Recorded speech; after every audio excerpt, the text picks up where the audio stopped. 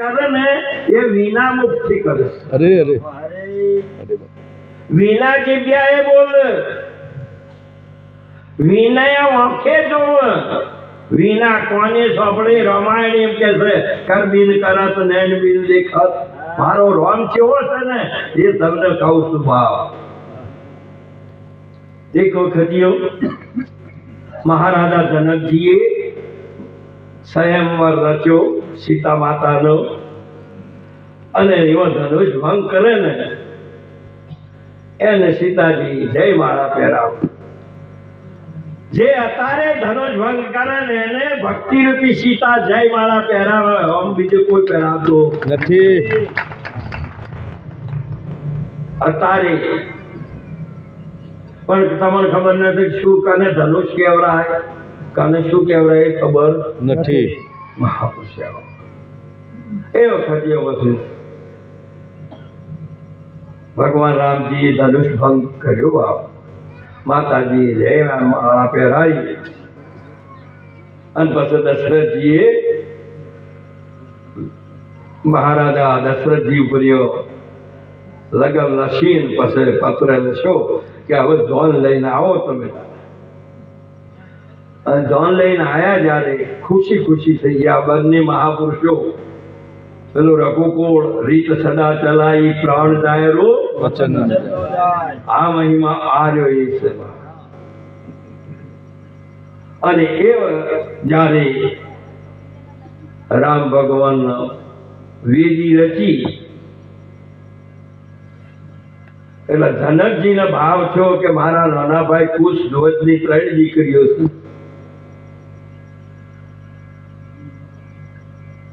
તો ગુરુજી એમના ગુરુજીને પૂછ્યું કે કદાચ મહારાજા મોને તો આ 3 દીકરીઓ આ સીતાજી તો પૈડામાં છે અને આ 4 દીકરા છે, મારા ભેગું ભેગું બધું થઈ જાય.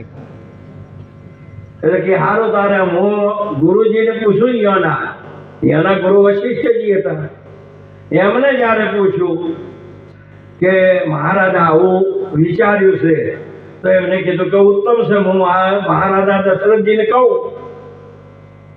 વશિષ્ઠજી મહારાજ કીધું કે હે રાજન, આ મહારાજાનું આવું એક ભાવ છે, બોલો તમારો શું વિચાર છે?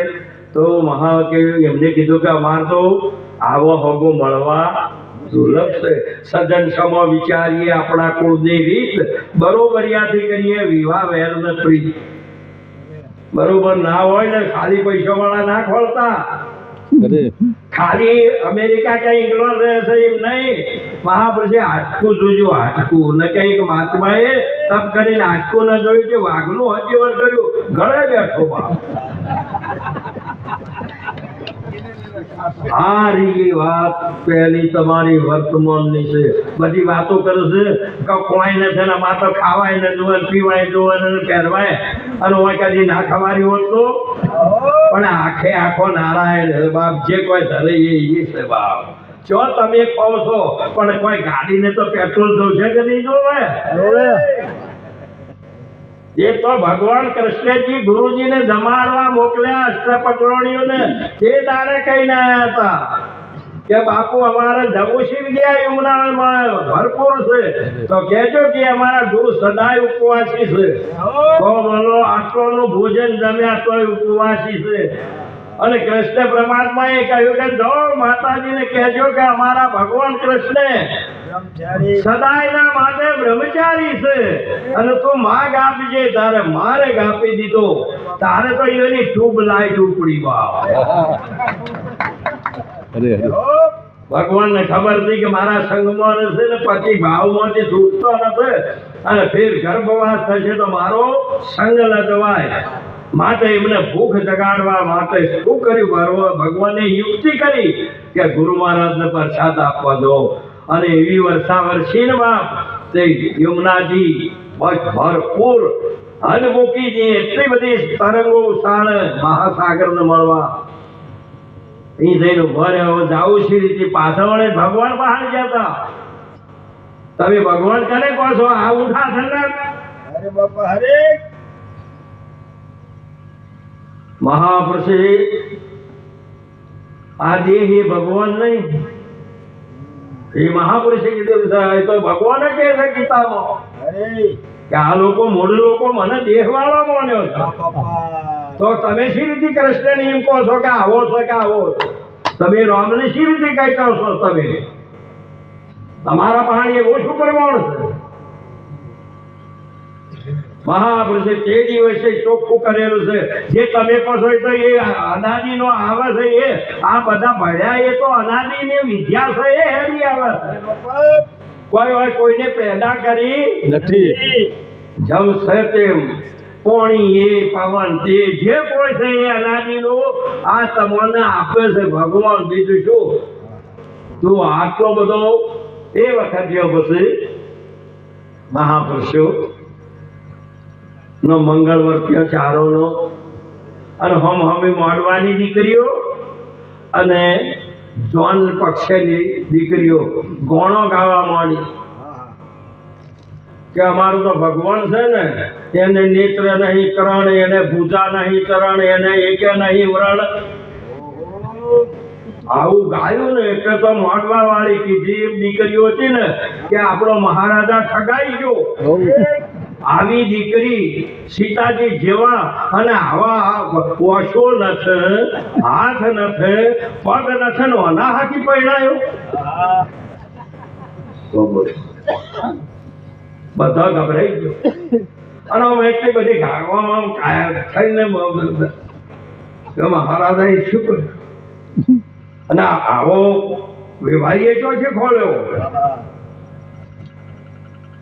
બધાને સાંભળે પણ હું બોલે પણ લક્ષ્મણજીને ના રહેવાનું. બેઠા હતા લગ્ન કરવા બેઠા કોઈ શું આવ્યું વારંવાર બોલ બોલ કરો છો. અમારા મહારાજા ઠગાઈ ગયો છેતરાઈ ગયો. શું તમારો મહારાજા છેતરાઈ ગયો છે? આમ પાવરથી બોલે આવો પાવરથી બોલજો. એટલે પાવર એટલે હાથથી બોલજો, જૂઠું ના બોલતા. એને હાથ બોલે એને પાવર કહેવાય, જૂઠું બોલે એને શું કહેવાય? આ તો અહીંયા માંથી પાવર બતાવો. અમારો ભોળો બાપ એટલે ભગવાન બેઠેલા છે. ભગવાન ને તો અંતરથી આનંદ હતો. લક્ષ્મણજી પૂછ્યું કે તમારો મહારાજા કોણ? તમારા મહારાજા છેતરાઈ ગયા. તમારા મહારાજા કોણ છે? કે અમારા મહારાજા વિદેહી જનક. અને ક્યાં કે અમારા મહારાજા જનક ની આ વિદેહી સીતા છે, એ વિદેહી છે. તો કે તમારો રાજા વિદેહી, એમની પુત્રી વિદેહી, તો અમારો રોમ ચોધી દેહવાળો છે એ વિદેહી છે. આ રી મહિમા આજે અનાદિની આવે છે બાપ. પણ કોઈને પડવું નથી. બારે કોર્ટ મેરેજ કરી લેવાશે. આ રોજ દેખાડ વિદેહી એમ પૂછું. આ લખોણ થી પહેરાય છે, કાગળીએ પહેરાય છે એમ પૂછું. ખબર નથી કે શું કરવાનું છે આ બાપ. મહાન ધર્મ અર્થ કામ અને મોક્ષ ચાર મંગળ વર્તવા માટે આ મનુષ્ય દેહ મળ્યો છે. એમને ખાલી બક બક હું કરવા કરો છો? એને રાત દાડો આવડા રવાડે ના કરો. તમારી ધારા મહાપુરુષે કીધેલું છે કે આપણા કુળની રીત પ્રમાણે હેડવું પડે. તો તમે તો રઘુકુળના, તમારે તો વચન વિવેકી જે હોય નર નાર પણમાય તેને બ્રહ્માદિક લાગે પાય. સદગુરુ વચનના તમે થાઓ અધિકારી. મહાપુરુષ